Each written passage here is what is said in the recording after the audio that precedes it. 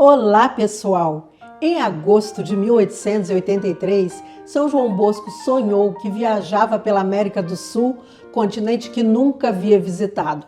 No sonho, ele percorria terras entre a Colômbia e o sul da Argentina, contemplando povos e riquezas. Ao chegar à região entre os paralelos 15 graus e 20 graus, encontrou um local especial. Vem comigo! Em 10 de agosto, dia de Santa Rosa de Lima, padroeira da América Latina, em 1883, apareceu a Dom Bosco um jovem de admirável beleza, com o rosto radiante de uma luz celeste, com um estupendo diadema cravejado de pedras preciosas. E no sonho, ele esteve com esse adolescente, que entendeu ser um anjo, sobre essa região, entre os paralelos 15 graus e 20 graus. E esses paralelos caem exatamente na área da cidade de Brasília, nossa capital, que ainda não existia.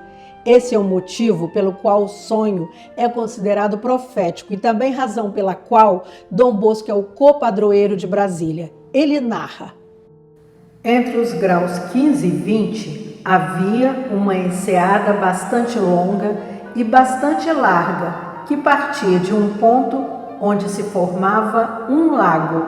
Disse-me então o anjo que me acompanhava nesta visão: quando vierem a escavar as minas escondidas no meio destes montes, aparecerá aqui a terra prometida, de onde jorrará leite e mel.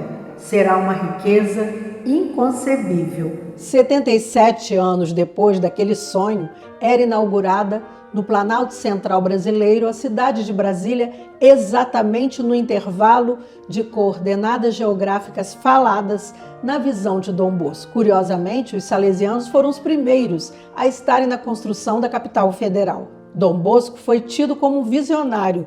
Em sua homenagem foi erguida a Ermida Dom Bosco, a primeira construção da capital, inaugurada em 1956, às margens do Lago Paranoá, exatamente sobre a passagem do paralelo 15, conforme previra o sonho. Na pequeníssima capela, além de uma estátua do santo, canonizado em 1938, há o relato da visão. Agora iremos falar de um dos sonhos mais importantes, o sonho dos dois pilares.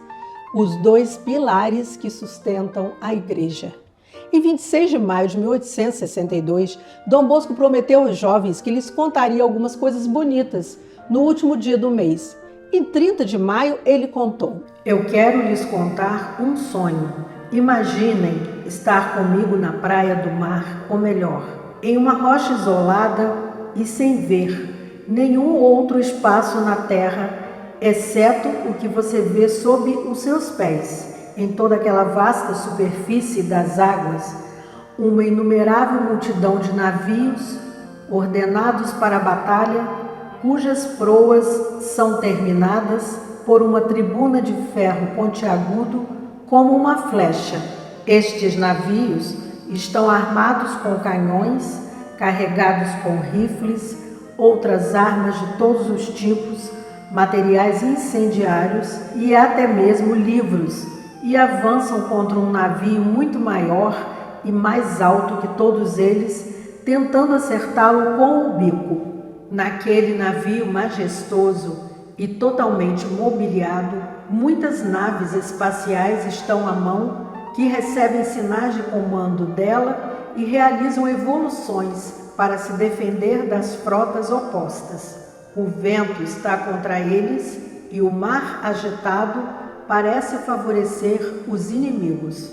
No meio da imensa extensão do mar, duas fortes e altas colunas se erguem das ondas, não muito longe, uma da outra. Acima de uma delas está uma escultura da Virgem Imaculada, cujos pés estão pendurados um grande sinal com esta inscrição: Auxilium Christianorum, auxílio dos cristãos. Por outro lado, que é muito mais alto e mais espesso, existe uma hóstia de tamanho proporcional à coluna e com as palavras Salus Credentium, salvação dos crentes. O comandante supremo do grande navio é o Papa. Vendo a fúria de seus inimigos e a parte ruim, em que seus seguidores se encontram, pensa em convocar os pilotos das naves secundárias à sua volta para tomarem conselhos e decidirem o que fazer. Todos os pilotos sobem e se reúnem em volta do Papa. Eles se mantêm juntos, mas enfurecendo cada vez mais o vento e a tempestade. Eles são mandados de volta para governar seus navios. Tendo-se acalmado um pouco, o Papa reuniu os pilotos à sua volta pela segunda vez, enquanto o navio-capitão seguia seu curso. Mas a tempestade retorna assustadora.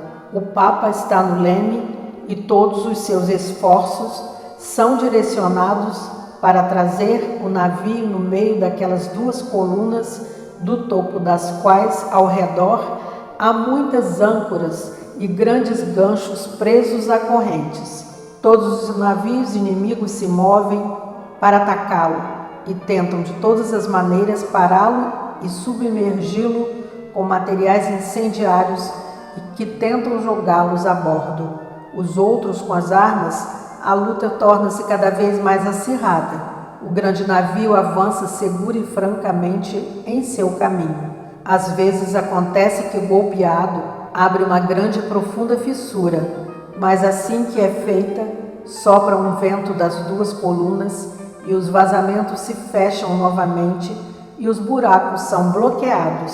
E enquanto isso, os canhões dos atacantes explodem, rifles são quebrados, muitos navios são destruídos e afundam no mar. Então, os inimigos furiosos levam para lutar com armas curtas e com mãos, punhos, blasfêmias e maldições. O Papa, gravemente atingido, cai e morre. Um grito de vitória e alegria ressoa entre os inimigos. Nos seus navios há um motim indescritível.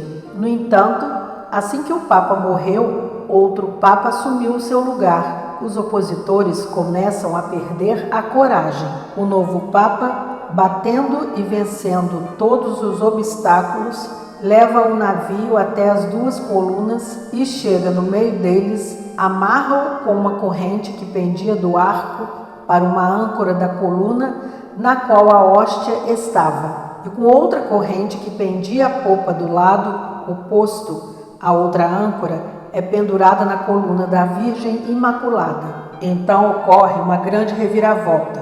Todos os navios que tinham lutado até aquele ponto fugiram, se dispersaram, colidiram e esmagaram um ao outro.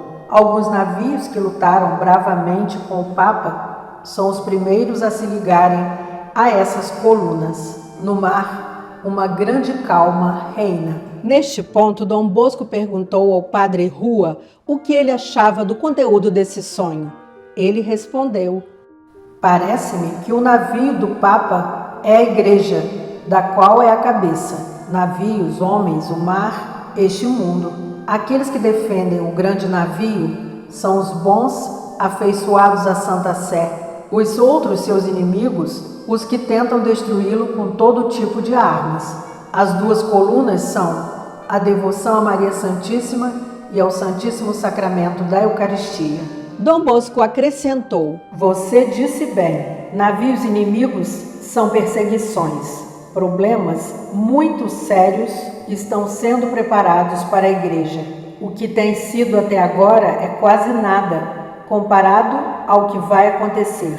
Apenas 2 meios permanecem para nos salvar de tal turbulência: a devoção a Maria Santíssima e a participação na comunhão, usando todos os meios e fazendo o nosso melhor para praticá-los e fazê-los praticar em todos os lugares e por todos." O que podemos dizer, o que é mais que real e necessário, é que são essas duas devoções que seguramente nos salvarão: o Santíssimo Sacramento da Eucaristia e a Grande Mãe de Deus, Maria Santíssima, auxílio dos cristãos.